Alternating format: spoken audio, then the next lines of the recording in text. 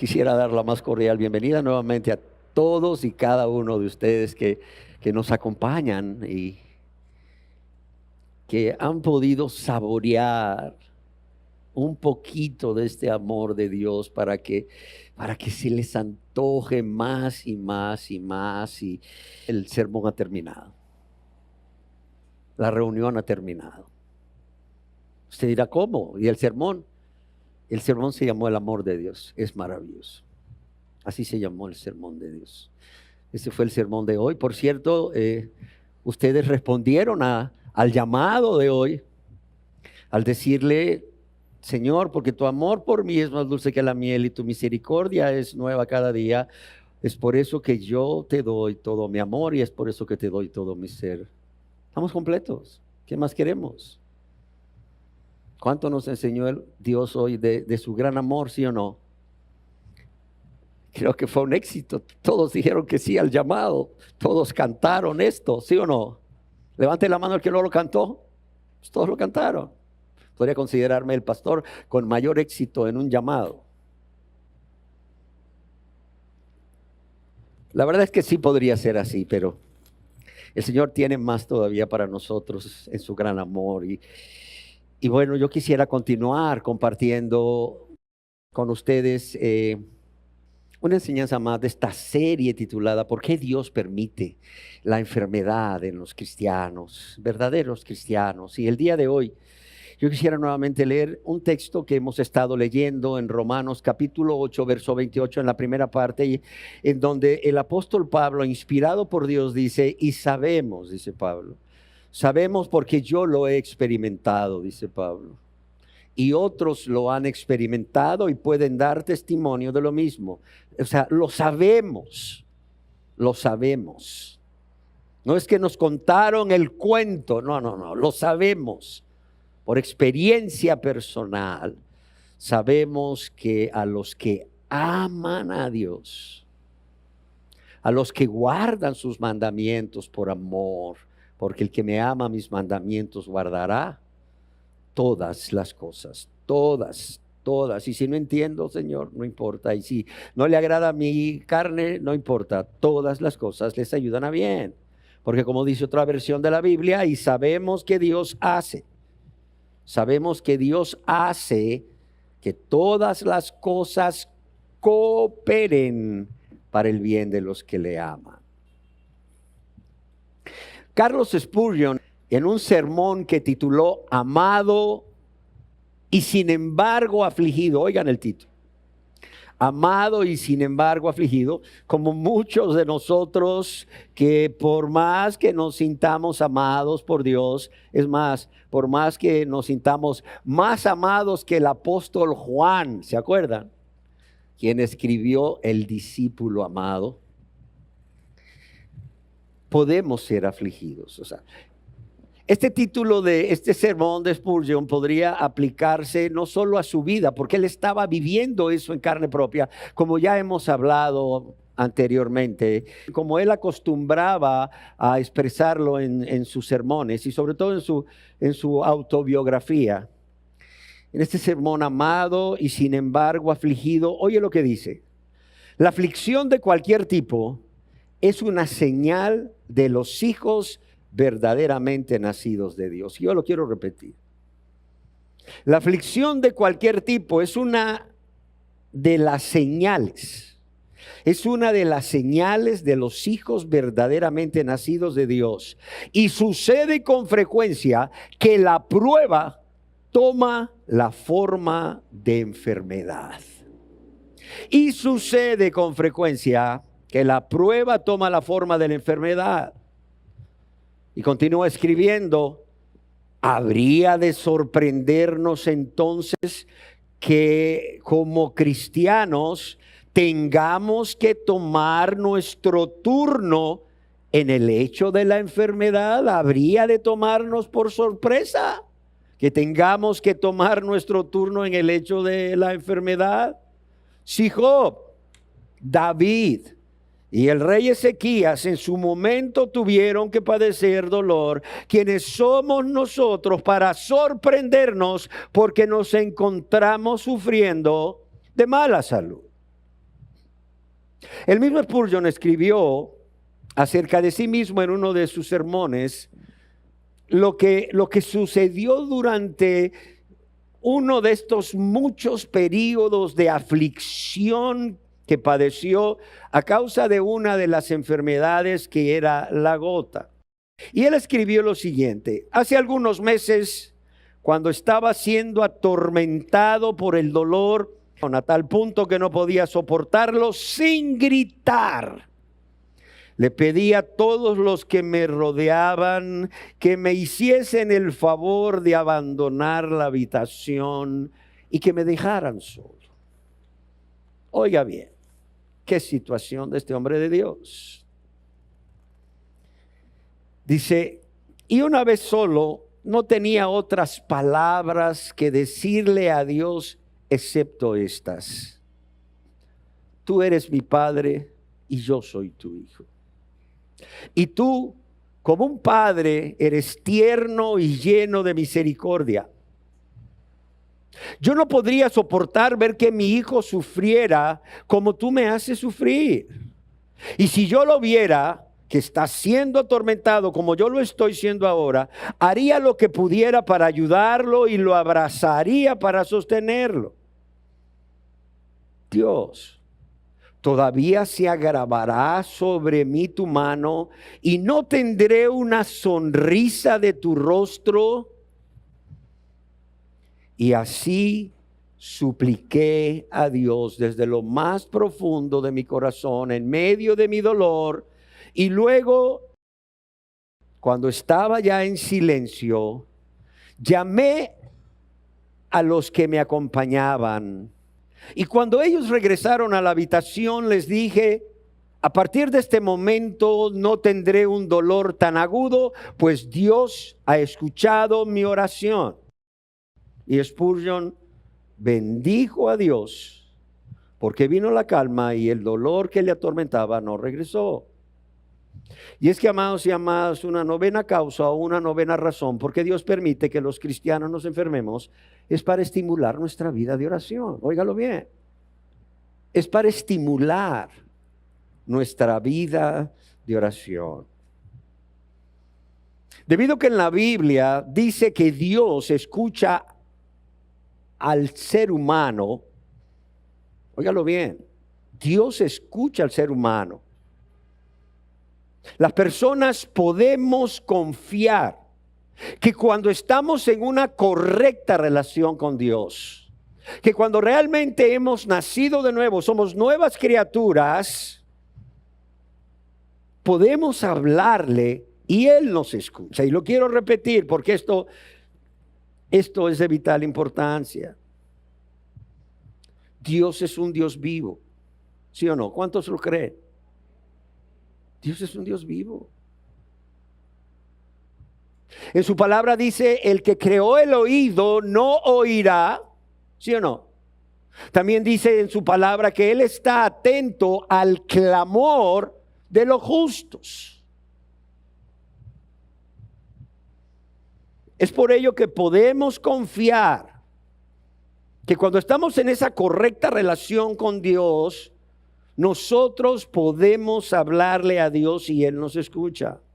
Por cierto, la letra de una canción muy popular dice al respecto: si tú hablas con Dios, las cosas cambiarán orando. Cualquier necesidad Dios la resolverá orando. Descansar en el Señor, las penas mitigan orando. Bendita oración. Yo quiero hablar con Dios. ¿Cómo? Orando. Y para que podamos entender por qué Dios permite que los cristianos nos enfermemos, para así estimular nuestra vida de oración. ¿Por qué? Porque para muchos puede ser incompatible el amor de Dios, la misericordia de Dios, y el que Él permita que nos enfermemos para estimular nuestra vida de oración, o como uno de los tantos medios para estimular la vida de oración. Y es que para poder entender esto, necesitamos estar conscientes, óigalo bien, de cuán importante es orar a Dios en la vida de todo cristiano. Cuán importante es orar a Dios en la vida de todo cristiano. La oración en la vida del cristiano no es una opción. No es una opción, es una necesidad. No sé si me explico. Es como si yo les preguntara a ustedes, ¿respirar es una opción o una necesidad? ¿Qué dicen por acá? Respirar, ¿es una opción en su vida o una necesidad? ¿Qué dicen ustedes? Es una necesidad. ¿Qué dicen por acá? Traten de no respirar por 15 minutos, si pueden. Yo no lo puedo hacer. Y se darán cuenta que respirar es una necesidad. Es lo mismo con la oración. Es lo mismo, igual. Entonces, amados, cuán importante es entender que orar a Dios en la vida de todo cristiano no es una opción, es una necesidad. Y yo podría decir que después de la salvación, óigalo bien, después de la salvación o después de la súplica de perdón, como aquel ladrón, ¿se acuerdan? Que el malhechor que estaba en la cruz que le dijo, acuérdate de mí cuando vengas en tu reino. Creo que la oración no solo es la segunda más grande bendición, sino la segunda más grande necesidad. Necesitamos ser perdonados, pero necesitamos también orar a Dios. Podemos ver en la Biblia cómo Jesús, Dios de amor y Dios de misericordia infinita, enseñó a sus discípulos, óigalo bien, enseñó a sus discípulos acerca de la necesidad de esa oración permanente o constante, y al igual que a ellos, nos exhorta a cada uno de nosotros como discípulos a que debemos orar siempre y no desmayar. Lucas capítulo 18, verso 1. ¿Y qué quiere decir orar siempre y no desmayar o no desfallecer? Quiere decir mantener en todo momento, en todo lugar y toda circunstancia una actitud de dependencia de Dios. Una actitud de dependencia de Dios, pero también una disposición de hablar con Él por todo y para todo. Quiero hacer énfasis en esta segunda parte. Una disposición de hablar con Él por todo y para todo. O sea, no es cuestión de que esto yo lo puedo resolver con la sabiduría que Dios me ha dado. No es cuestión que esto yo lo puedo hacer con las fuerzas que Dios me ha dado. Pero esto es muy difícil. Ya intenté hacerlo por mí mismo. Ya llamé a mi compadre el diputado o no lo sé, a mi amigo el empresario y no me pueden ayudar. Ok, ahora voy a orar a Dios. No. Es una disposición de hablar con Él por todo y para todo. En primer lugar, cuando Pedro se estaba hundiendo, no dijo, ¿a cuántos metros está la barca? Acuérdense, Pedro era pescador. Esa tormenta que se sobrevino cuando estaban ellos ahí en la lancha y Jesús no estaba con ellos, sino al contrario, venía caminando sobre el agua de manera sobrenatural. Esa tormenta ya ellos la habían experimentado como pescadores, eran frecuentes en ese lago las tormentas de ese tipo. Y Pedro no dijo, bueno, me estoy ahogando, ¿a cuántos metros de donde estoy está la barca? 15 metros, ¿me lanzo o no me lanzo? Las olas están altas, ¿será que sí llego nadando? Y después de haber hecho ese razonamiento, no llego nadando, porque las olas me van a volver a empujar para acá.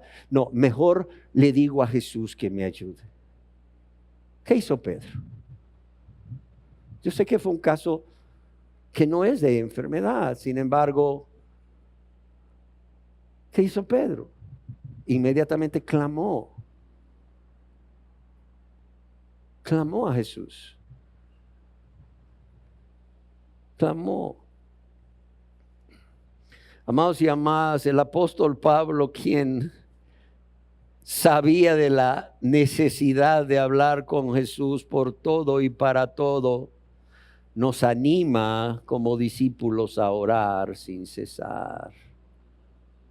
Orar sin cesar, específicamente allá en Primera de Tesalonicenses, capítulo 5, 17, es el fruto de reconocer, óigalo bien, nuestra continua necesidad de Dios. El que no ora tiene soberbia, óigalo bien. El que no ora tiene soberbia, ¿por qué? Porque cree que no necesita a Dios. Y no solo el que no ora es soberbio, sino que hace a Jesús mentiroso, porque Jesús dijo, yo soy la vid y vosotros los pámpanos, y después dice, separados de mí, ¿qué? Nada podéis hacer. O sea, el que no ora, o sea, está en grave pecado. Así de sencillo. O sea, no estoy diciendo que tienes una migraña terrible, estás mal, te dio el dengue, el chikungunya, una de esas enfermedades en donde solo puedes decirle a Dios, Señor, gracias por un día más y Señor, sáname, quítame este dolor de cabeza, Señor, ayúdame. Ayúdame, Señor, ayúdame. Y ya. O sea, no estoy diciendo que en estos momentos tu oración sea una oración, como veremos, directa, desde lo más profundo de tu corazón y con muy pocas palabras, pero el dedicar ese tiempo para estar con Él, eso es fruto de reconocer nuestra continua necesidad de Dios. El que no ora no reconoce esa continua necesidad de Dios. Pero también orar sin cesar es el fruto de que no solo necesitamos continuamente de Dios, sino que necesitamos ir a Él por todo y para todo, como ya mencionamos. Pero también algo maravilloso, orar sin cesar es el fruto de estar conscientes de que Dios está ahí con nosotros continuamente. O sea, no estamos solos. Ahora, que tú te sientas solo es una cosa, que tú te sientas sola es otra cosa, pero que estés solo o sola, eso no es cierto. O sea, ninguno de nosotros puede estar realmente solo porque Dios es omnipresente, Él está en todo lugar. Créeme, no hay ninguna fracción de tierra que esté libre de la presencia de Dios. No hay una fracción de este universo que esté libre de la presencia de Dios. Cuando acostumbro a viajar por razones de la obra de Dios, luego la gente me dice, ¿va solo? No, le digo yo, ¿quién va con usted? ¿El hermano Milton? No, el Espíritu Santo. ¿Sí me entiende? O sea, realmente físicamente voy solo, pero no voy solo. ¿Va solo? No. Ah, va el hermano Milton, va fulano con usted. No, voy con el Espíritu Santo. Amados y amadas, orar sin cesar va a implicar, primeramente, haber sido perdonado, haber sido salvo. Va a implicar tener una relación íntima con Dios, de hijos a padre. Pero también, óigalo bien, orar sin cesar implica vivir un estilo de vida. Orar sin cesar es un estilo de vida. Amados y amadas, el amor es un estilo de vida. La santidad es un estilo de vida. El orar es un estilo de vida. Y eso no quiere decir que nos vamos a ir a un monasterio y vamos a estar en un monasterio todo el día orando. No. Quiere decir que en nuestro diario vivir podemos comunicarnos con Dios a través de la oración. Ya sea una oración con palabras que salen de nuestros labios, una oración a través de ideas que salen en forma de pensamientos. ¿Por qué? Porque Dios conoce cuáles son nuestros pensamientos y las intenciones de nuestro corazón. Muchas veces tú no necesitas pronunciar una sola palabra para orar, estás en silencio meditando acerca del amor, la misericordia de Dios, algo que Él hizo. A veces vas pensando en algo que necesitas, o estás pensando ahí en silencio en algo que necesitas y tus pensamientos vuelan a Dios de manera o en forma de una petición y Dios los escucha. Por eso decimos que es un estilo, es una forma de vida. Santiago, inspirado por Dios, nos anima a orar por cuanto él mismo da testimonio que la oración eficaz del justo puede mucho. O bien, como lo traducen algunas versiones, la oración ferviente de una persona justa tiene mucho poder y da resultados maravillosos. Por eso decíamos que para orar sin cesar, lo primero que tiene que suceder es ser convertidos. Para poder orar, ser convertidos. Para poder orar y que Dios responda, lo primero que necesitamos es ser convertidos. Para que Dios responda, y quiero aclararlo, no necesariamente como nosotros queremos y cuando nosotros queremos. Muchas veces nosotros pedimos a Dios y lo único que se nos viene es un silencio de parte de Dios. O a veces pedimos a Dios y lo que Dios dice es no a lo que pedimos. Yo quiero decirles que un sí de Dios es una respuesta de Dios. Un no de Dios es una respuesta de Dios. Y un silencio de Dios es una respuesta de Dios. Solo que esa respuesta no nos gusta. El silencio, Señor, ¿por qué? ¿Por qué no contestas? O que Él nos diga, no, no te lo voy a dar. No te lo voy a dar. Muchas veces personas enfermas y yo mismo he clamado a Dios por sanidad.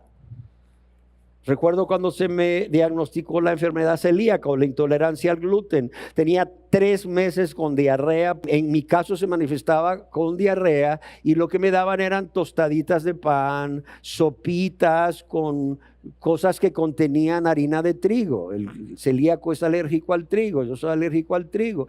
Y claro, ahí mi esposa muy linda cuidándome con todas esas cositas, ¿verdad? Pancito mojado con huevo tibio, lo que tú quieras, ¿no? Muy linda. Pero ni ella, ni yo, ni nadie sabíamos que yo era alérgico al trigo y que lo que me estaba dando para cuidarme me estaba empeorando. 3 meses con diarrea. ¿Sabes lo que eso significa? Mira, no sé lo que significa lo que vivió la mujer de flujo de 12 años de sangre, pero 3 meses de diarrea, yendo 25 veces diarias, sí sé lo que significa. No te lo deseo. Y créeme que yo le clamaba a Dios y le decía, Señor, ten misericordia de mí, Señor. Y el Señor no respondía. No respondía con un sí, con una sanidad. Pero llegó un momento en que empecé a entender que ese no de Dios era una respuesta de Dios. Y mi oración cambió. Mi oración cambió de Señor, sáname a Señor, yo te pido que me muestres el propósito por el cual yo estoy padeciendo esto. ¿Cuál es el propósito? ¿Cuál es el propósito para mi vida? ¿Qué es lo que tú quieres enseñarme o qué es lo que tú quieres formar en mí a través de esto? Padre, y yo te ruego que no solo me muestres el propósito para que esta enfermedad no sea en vano, sino que te ruego también que cuando el propósito se haya cumplido en mi vida, tú me sanes. Ni un segundo antes, ni un segundo después. Y no saben cuánta paz pude experimentar.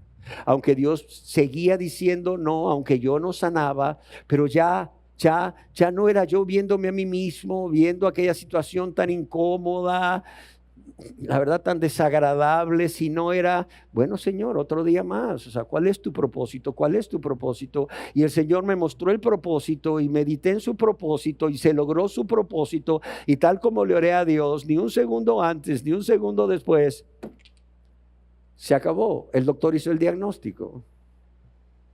El Señor me llevó donde un doctor que hizo el diagnóstico. Y todo eso se acabó, gracias a Dios. Por eso es que, amados y amadas, a mí me duele mucho ver personas enfermas que están ahí orando por sanidad, cuando Dios lo primero que quiere que le pidan es misericordia, es perdón. No sé si me explico.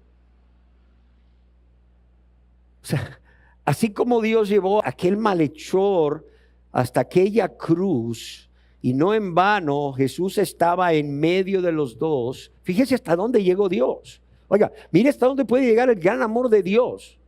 ¿Hasta dónde puede llegar el gran amor de Dios? Y eso no lo vemos. O sea, ¿quién de ustedes ha pensado cuando ha leído la historia de los dos malhechores siendo crucificados con Jesús en medio, hasta dónde puede llegar el amor de Dios que para salvar a este hombre permite que lo capturen, permite que lo condenen a la crucifixión y que lo hagan el mismo día que Jesús es crucificado?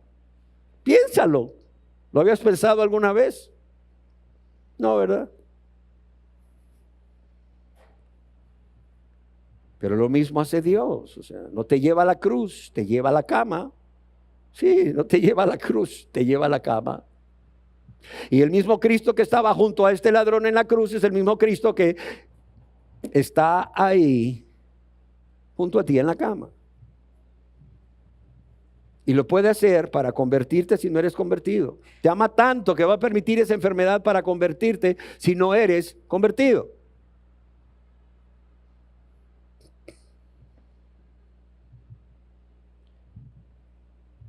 Recuerdo el caso de un ingeniero joven que estaba estudiando su doctorado, brillante, muy querido, por cierto, lo conocí desde adolescente. Rebelde, me acuerdo que se tatuó todo, se hizo una gran serpiente a lo largo de la columna vertebral como tatuaje, y luego cuando querían ahí puncionar a través del espacio intervertebral o entre las vértebras para ponerle un analgésico porque llegó a padecer un cáncer que le producía unos dolores muy fuertes, no podía hacerse, porque al penetrar con la aguja iba a entrar al canal medular tinta. Eso es grave. Este muchacho llegó a jugar la ouija, lo que ustedes quieran. Llegó a decir que pertenecía a la religión satánica, llegó a comprar una Biblia satánica, llegó a ser un admirador de Anton van Lavelle.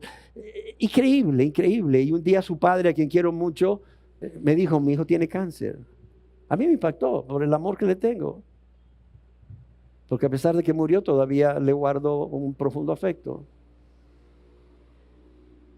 Y le dije: pregúntale si quiere que lo vaya a visitar. Me dijo: sí, pero no quiere que le hables de Dios. Le dije: no, no te preocupes, nada más voy a irlo a visitar, él pasa solo. Y empecé a irlo a visitar. Un día me dijo: ¿sabe qué, pastor? Me gustaría buscar a Dios, pero no quiero hacerlo en este estado de enfermedad, porque entonces Dios va a pensar que lo estoy haciendo por interés. Le dije: ¿y cuál es tu deseo? ¿Es por interés de que te sane o por el interés de restituir con Dios? Porque por haber pecado contra Él y contra su creación, contra tu prójimo, y estar en paz con Dios. Y quizás los últimos meses o días que te queden, poder vivir en esa relación deleitosa con Dios. Me dijo: eso último, aunque no me sanara, no me importa. Yo lo que quiero es restituir con Dios, porque lo he ofendido tanto. Le dije: entonces, ¿sabes qué? Examínate a ti mismo, mira cuáles son tus pecados que has pecado contra Dios y tu prójimo, confiésaselos a Él de todo corazón, tomando la decisión de que los días que te queden de vida, con la ayuda de Dios, tú te vas a apartar de esos pecados. ¿Por qué? Porque no lo quieres ofender más, no lo quieres lastimar más. Y cree que Él te ha perdonado. Y Él sabrá ¿Cuál es la actitud de tu corazón? Y Él responderá en base a esa actitud y Él te perdonará. Qué maravilloso fue cuando Él tomó esa decisión y lo hizo. Por aquí anda una prima de Él, no sé si me está escuchando. O sea, fue una conversión tan radical, tan radical. Mira, habían momentos cuando Él tenía un dolor tan intenso. Te comentaba que hasta llegaron a tratar de infiltrarle ahí en la médula para meter por ahí el analgésico, como cuando las mujeres van a dar a luz, que les infiltran analgésico o anestésico. Le venían unos dolores tan fuertes y era maravilloso. Yo no encuentro otra palabra, y sobre todo como médico, ver a este joven, no sé, 38 años, postrado en una cama con unos dolores intensos, clamando a Dios con aquella paz por la seguridad de que Dios le había perdonado, de que Dios estaba con él, de que Dios le estaba escuchando y que Dios le iba a quitar ese dolor. Y él clamaba a Dios con esa confianza en Dios y el dolor cedía. Yo recuerdo que como su cáncer era de pulmones, a veces tenía crisis de que no podía respirar. Y cuando él no había entregado su vida a Dios, cuando él no se había convertido, tenía terror de esas crisis. Y no es para menos. ¿Por qué? Porque quieres respirar y no puedes. Quieres respirar y no puedes. Yo mismo lo experimenté. Me tuvieron que poner oxígeno de alto flujo a 50 litros por minuto para que entrara aire a mis pulmones. Cuando esas crisis le venían, él entraba en tal estado de ansiedad que escapaba de morirse en la cama. Pero yo recuerdo que cuando él realmente experimentó la gracia de Dios a través del perdón y de hacerle entender que él estaba ahí con él para auxiliarlo, para fortalecerlo, para consolarlo, para ayudarle. Cuando venían esas crisis, él en lugar de angustiarse, clamaba a Dios. O sea, con frases cortas, y tú lo podías ver como poco a poco se iba disminuyendo la dificultad respiratoria. Y él decía, gracias Señor, gracias, gracias, gracias. Amados y amadas, eso es lo que sucede cuando un justo en la enfermedad ora. Porque Dios lo ha llevado a eso para estimular su vida de oración. Y luego cuando el justo se sana, ¿qué te diré? Esa vida de oración queda tan fortalecida. Esa relación íntima con Dios queda tan fortalecida que puede pasar largos periodos de salud. Y eso no cambia. No cambia, no varía. Porque a través de esos tiempos de oración no solo se fortalece la relación, sino que también el amor y la gratitud para con Dios crecen y la confianza o la fe en Dios crecen. Y ya están ahí. Ya están ahí. Amén. ¿Y por qué digo esto? ¿Y por qué Dios a veces permite una enfermedad siendo verdaderos cristianos para estimular nuestra vida de oración? Porque en nuestros días es una triste realidad que los afanes, óigalo bien, si podemos ponerle un nombre a esta generación, sería la generación del afán, después sería la generación, no lo sé, egoísta, pero la generación afanada. Y es muy triste ver cómo los afanes o la vida agitada, viviendo en esa ansiosa inquietud o estrés, como se le llama comúnmente, debido a las múltiples cosas que tenemos que realizar, que luego a veces quisiéramos que el día en lugar de 24 horas tuviera 48. Esto hace que nuestra vida de oración mengüe. De igual manera, podemos decir lo mismo de las distracciones, y entre ellas quizás la más frecuente, y ustedes van a estar de acuerdo conmigo, es el abuso de la tecnología, ese uso constante del teléfono, de las redes sociales, de la televisión, todo el día ahí, viendo cosas que no edifican. Computadora, lo que tú quieras, que desvían la atención de la oración. Yo sé, hay gente que me dice, pastor, es que mi teléfono es una herramienta de trabajo para mí. Yo ahí recibo los WhatsApps, ahí los contesto, y ahora hasta en los relojes, pues, ¿verdad? Ahí recibo mis correos electrónicos, no necesito computadora. Y sí, pero ¿cuánto tiempo trabajas? 8 horas, 10 horas, y el resto del día tiene 24. El problema es que después de que trabajas, entonces ahora es por ocio. Para relajarte, vamos a ver qué dice el Facebook. Un corazoncito aquí, un dedito por allá, ¿verdad? Vamos a ver qué dice el Instagram. Qué divertido esto, ay, qué bueno. Y ahí te fuiste, ¿verdad? O un TikTok divertido y te fuiste tras otro, tras otro, tras otro, y te da la media hora, bien divertido, pero no oraste.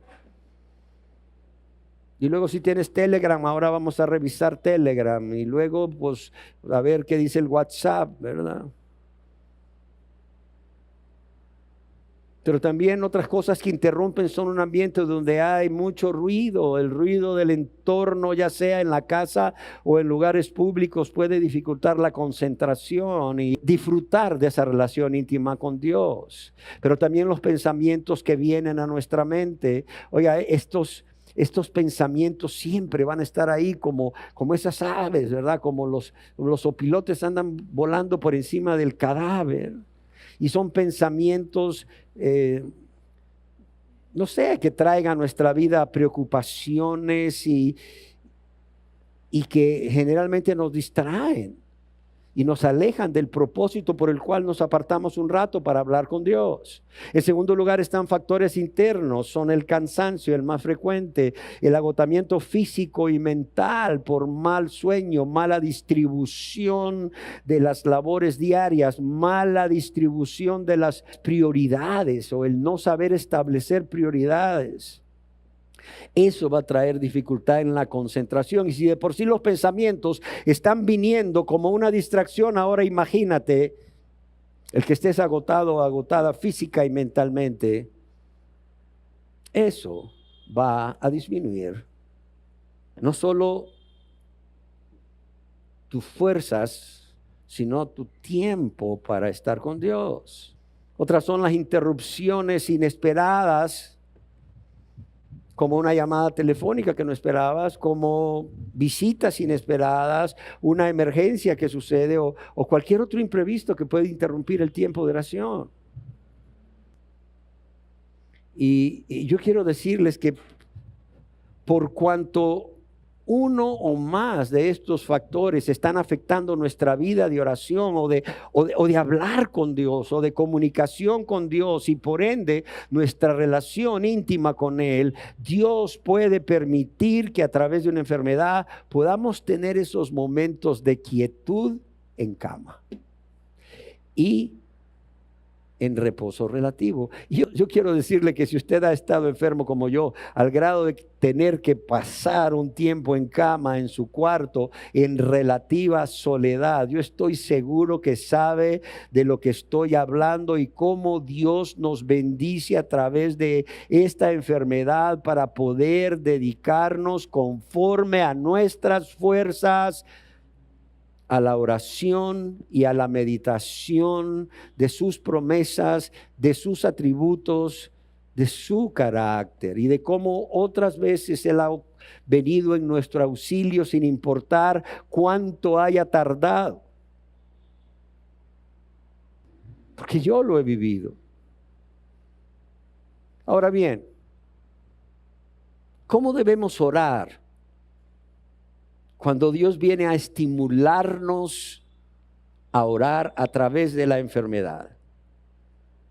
Yo quiero repetirlo porque esto es muy importante, que todos los que nos hemos convertido a Dios, todos los que hemos nacido de nuevo, tenemos la libertad, óigalo bien, tenemos la libertad no solo de venir ante la presencia de Dios cuantas veces lo deseemos o necesitemos sin mediador alguno, sino que también podemos hablar con Dios con las palabras que salen de nuestro corazón sin necesidad de un formato preestablecido o de rituales. Podemos hablar con Dios, podemos venir con libertad delante de la presencia de Dios y hablar con Dios. O sea, lo que realmente queremos decirle, como un hijo habla con su padre. Yo nunca he visto a un hijo que le diga a su papá. Imagínate un niño de 4 años, ¿verdad? Padre reverentísimo, jefe de esta casa, señor de este hogar. No, le dice papá, papá, papá, papá. Y va directo al grano. Así de sencillo. Ahora, tú dirás, bueno, ¿cómo es que los cristianos tienen esa libertad no solo de venir delante de la presencia de Dios cuantas veces necesiten en el día, sin mediador alguno, y cuantas veces lo deseen? Porque a veces no es solamente por una necesidad, o sea, puedes darle gracias a Dios. ¿Saben por qué? Por lo que Jesucristo hizo a nuestro favor al morir en la cruz. Y es que cuando Jesucristo muere en la cruz, no solamente nos lava y nos limpia de todos nuestros pecados, nos hace hijos e hijas de Dios, miembros de la familia de la fe, sino que Él abre un camino nuevo y vivo al Padre para todos los cristianos, como se nos dice en Hebreos 10:20. Pero también somos adoptados como hijos e hijas. Sí está claro. Sin embargo, a pesar de esto, yo deseo que veamos en la Biblia el ejemplo de Pablo cuando él ora a Dios para que le quite ese aguijón. Como ya hemos dicho, algunos pensaban que era la persecución, algunos pensaban que era alguna tentación muy fuerte, pero muchos, sin embargo, consideran que es una enfermedad, lo cual yo en lo personal creo. Ahora, ¿cómo oró Pablo a Dios cuando estaba enfermo? Por este aguijón, que por cierto este aguijón, la palabra que se utiliza es como estaca, no era como si tuviera un clavo en el zapato. Si un clavo en el zapato molesta, Pablo cuando usa la palabra aguijón, él no está usando la palabra para un clavito, no, está usando la palabra para una estaca, una aguijada. Imagínate que te claven una estaca y andes con esa estaca clavada. En 2 de Corintios, capítulo 12, verso 8, Pablo escribió acerca de esto: con respecto a lo cual 3 veces he rogado al Señor que lo quite de mí. Vamos a aprender. Ya les dije, tenemos libertad de venir cuando deseemos o cuando necesitamos y de hablar con Dios como un hijo o una hija con su padre. Sin embargo, veamos un poco aquí. Así como mucha gente dice, ¿quieres ver cuál es el formato de oración? Lee el Padre Nuestro. ¿Cómo orar? Lee el Padre Nuestro, le dicen a las personas, y ahí te vas a dar cuenta cuáles son los elementos que debe contener tu oración a Dios. No es el Padre Nuestro en sí, así como quien repite mecánicamente, sino que en el Padre Nuestro están todos los elementos que debe de tener tu oración. Veamos aquí un poco de cómo Pablo oró a Cristo para que nosotros también podamos hacerlo con esa libertad que tenemos por lo que Cristo hizo. Primero yo quiero que veamos que Pablo escribe acerca de su libertad de venir a Jesús en oración. Dice, con respecto a lo cual, dice, 3 veces he rogado al Señor que lo quite de mí. Pablo habla acerca de una libertad que él tenía de venir a Jesucristo en oración a exponerle su causa. Quítame este aguijón, con confianza. ¿Confianza en qué? Confianza en que será escuchado, confianza en que no será rechazado. Y no solo será escuchado con amor, será escuchado con interés. Es como si tú vienes a Jesús y Jesús te abraza y te dice, a ver, cuéntame. ¿Qué te pasa? A ver, sentémonos aquí. Cuéntame. ¿Qué te aturde? ¿Qué te molesta? ¿Qué te preocupa? A ver, dímelo. ¿Por qué? Porque me interesa, me importa. Se llama empatía. Nuestro Dios, en su gran amor, es un Dios lleno de empatía, ponerse en el lugar del otro. Oye, lo hizo en la cruz cuando se puso en nuestro lugar. No se va a poner en tu lugar y el mío cuando enfermos clamamos a Él. Amados y amadas, yo quiero que veamos cómo Pablo, cuando viene al Señor con esa libertad, con esa confianza de que no será rechazado, sino escuchado con amor e interés, Pablo hace exactamente lo que él enseñaba a otros que hicieran en sus tiempos de dificultad. En otras palabras, Pablo creía lo que escribió a los filipenses allá en el capítulo 4, verso 6, cuando les dice, por nada estéis afanosos, sino sean conocidas vuestras peticiones delante de Dios en toda oración y ruego, con acción de gracias. O sea, Pablo no daba el consejo y luego se quedaba sin él.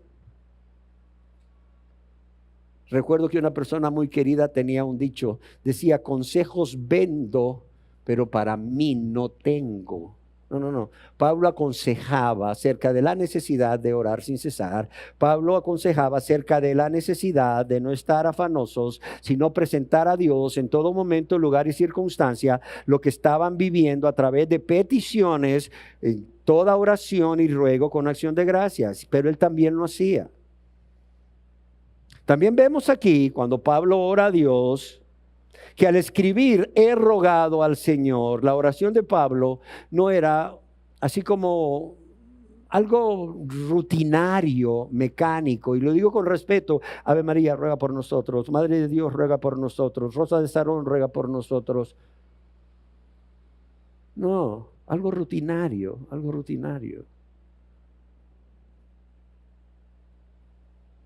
Vemos que dice he rogado. En otras palabras, cuando Pablo venía, sufriendo por este aguijón a Jesús, Pablo venía suplicando. Pablo venía clamando y aún, ¿por qué no? Con lágrimas a quien podía librarle. O sea, dice he rogado. ¿De qué habla he rogado? ¿Saben de qué habla? Habla de pasión, habla de fervor, de eso, de clamor, de súplica. Un comentarista de la Biblia escribió, y esto me llamó mucho la atención, por eso quiero leerlos. Quizás el apóstol Pablo estaba sorprendido que su oración no fuera contestada desde la primera o la segunda vez, tomando en cuenta la relación personal íntima entre Pablo y Jesús. Además, la vida de Pablo, caracterizada por un gran amor, obediencia y servicio incondicional a Jesús desde el momento de su conversión, al grado que a Dios le había placido llevarlo al tercer cielo o al paraíso, como leemos aquí en 2 de Corintios 12. Por eso es que el apóstol Pablo, ya la tercera vez dice, he rogado. No me contento con solo plantearle, exponerle mi causa. He rogado. Y es que así nos pasa. A veces enfermos le pedimos a Dios así, como quien está hablando con un amigo. Le pedimos a Jesús como quien está hablando con un amigo. Me encanta aquel himno que dice, oh, qué amigo nos es Cristo. ¿Sí o no? ¿Cuántos lo han oído? ¿Cuántos creen que Cristo es el mejor amigo de los cristianos? Pero ¿a cuántos se les olvida en el momento de enfermedad? ¿A cuántos se nos olvida? ¿Cuántas veces enfermos hablamos con nuestro amigo planteándole la causa? No pasa nada. Después volvemos como, acuérdate, mira, Todavía no he recibido lo que pedí, la estoy pasando muy mal, quiero que sepas. Esto pues, por, por decir algo, ¿no? O sea, le estoy pasando mal, Señor, tú lo sabes, ayúdame. Pero ya ves que la segunda vez no funciona, la tercera con clamor, con ruego, con lágrimas, al que puede librarte.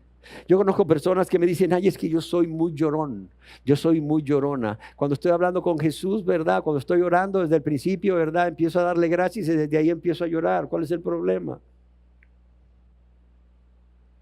Otros me dicen, pues la verdad yo me siento mal porque aquel es muy llorón y yo difícilmente lloro. ¿Cuál es el problema?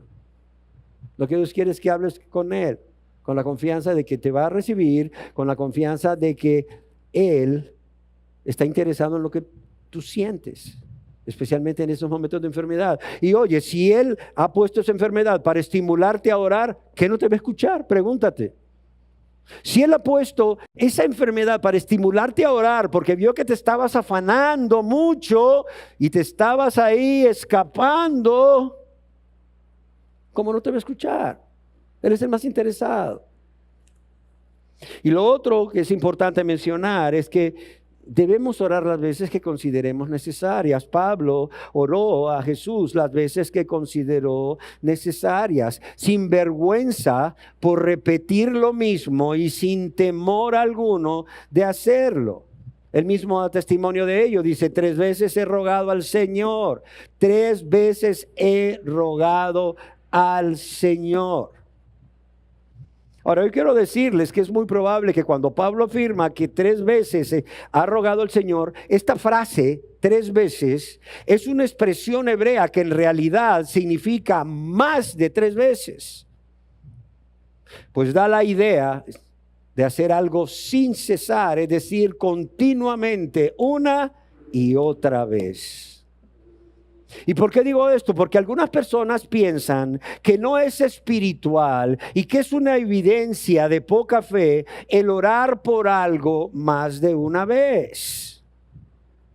Sin embargo, si eso fuese cierto, pues este comentario te diré que hubiera sorprendido a Pablo, quien nos dice que había rogado 3 veces al Señor que le quitara el aguijón, y según esta expresión hebrea probablemente más de 3 veces, pero también sorprendería más al Señor Jesucristo, quien oró 3 veces durante su agonía en Getsemaní: Señor, si es tu voluntad, pasa de mí esta copa. Así es que no es falta de fe, ni es pecado orar más de una vez. Si tú necesitas en tu enfermedad que debes de orar más de una vez, y si Dios lo ha permitido para estimularte a orar, ora más de una vez. Ora las veces que sean necesarias. Y en cuarto lugar, vemos que Pablo fue directo y claro en su petición, como quien habla con un amigo íntimo. Le dice, le he pedido. ¿Qué le has pedido, Pablo? Que lo quite de mí, ya, que lo quite de mí. Y finalizo con esta frase de Spurgeon: podemos acudir a Jesús cualquiera que sea la enfermedad. ¿Sí queda claro? Si tenemos una enfermedad que nos produce dificultad respiratoria, Él nos dio primero los pulmones y la vida. Podemos contarle acerca de nuestros ojos que pierden su vigor, acerca de nuestro oído que pierde su audición, pues Él los hizo a ambos. Podemos mencionarle la rodilla inflamada, el dedo doblado, el cuello tieso, el pie torcido, pues Él hizo todos estos miembros. Y lo más maravilloso de todo es que Él los va a resucitar. Él los va a resucitar en su segunda venida. Cerremos nuestros ojos. Amados y amadas, Jesús sabe todo acerca de nosotros. Pero cuánto alivio experimentamos cuando le contamos todo a Él. cuando derramamos nuestro corazón delante de su presencia, quizás primeramente a través de una plática sencilla y sincera y confiada, o a través de gemir, clamar, rogar con lágrimas. Es por ello que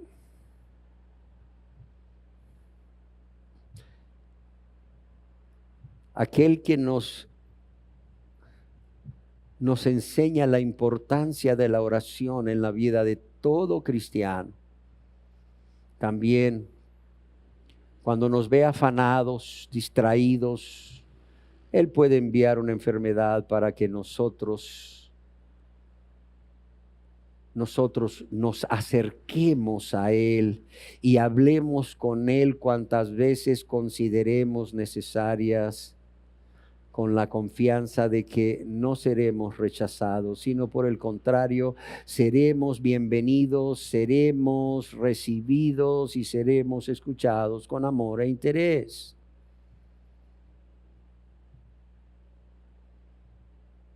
De modo que obedezcamos al rey David cuando, inspirado por Dios, escribió Salmo 62:8.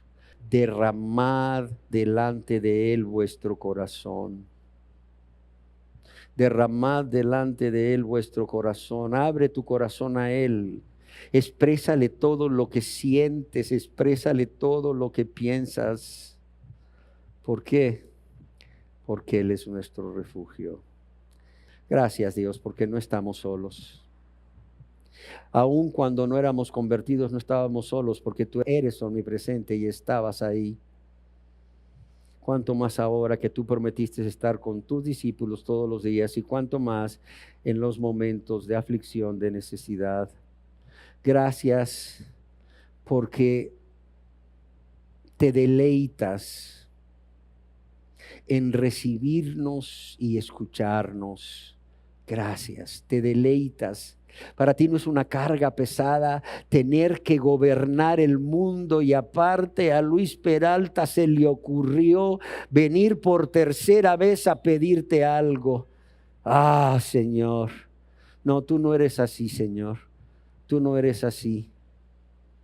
Porque una prueba de tu grandeza, una prueba de que tú eres Dios, es que mientras gobiernas los cielos y la tierra, no estás tan concentrado en estos grandes asuntos como para olvidar el dolor más leve o la más pequeña necesidad de cualquiera de tus hijos, que no pudiendo hacer nada por nosotros mismos para mejorar o cambiar nuestra situación, acudimos a ti en oración, en clamor, en ruego, en súplica. Gracias, Dios.